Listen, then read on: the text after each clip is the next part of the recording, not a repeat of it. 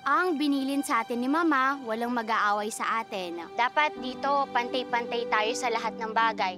Basta ako, promise, hinding-hindi ko kayo aawayin.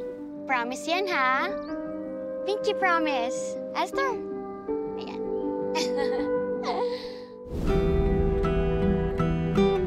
Di ba malapit lang dito yung ilog na pinagliliguan natin dati? Pwede ba tayong sumaglit doon? Sige na, sige na.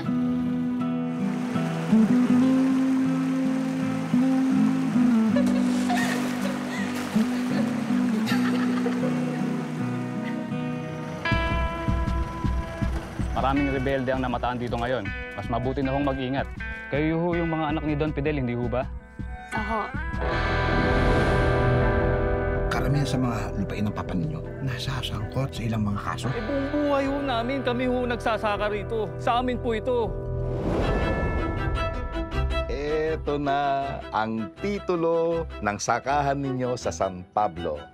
Salamat po, Atty.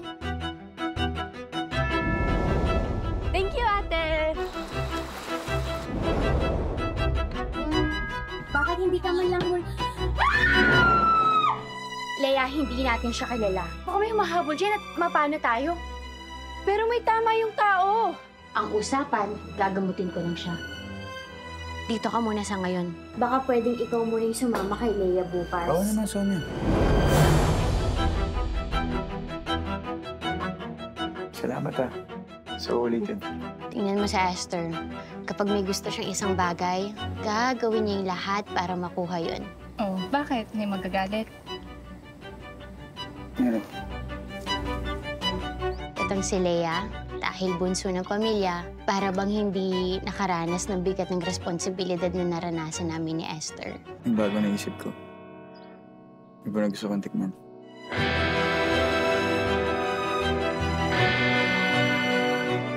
Naiinggit ako sa kanilang dalawa ni Leia. Marunong ka palang tumawa. Basta bumuha kang bata. Hindi mo ako madadaan sa ganyan. Ayoko nang sirain yung tiwala mo. Pangako.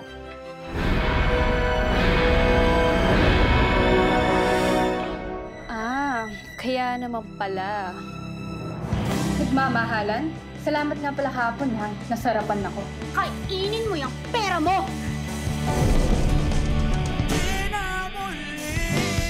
Bisita lang ako dito. Anong karapatan ko para magreklamo? Sana maintindihan ng mga kapatid ko kung bakit ako naghihigpit sa kanila. Siguro may boyfriend ka, no? Sumbong kita kay Ate Sonia dyan, eh. At bakit ba kailangan malaman ni ating nangyayari sa akin? Sabihin mo nga sa akin ang totoo. Ano bang meron sa inyo ni Ate Esther?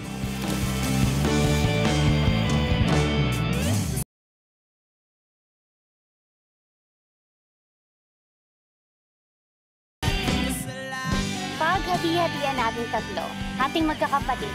Ayos ba?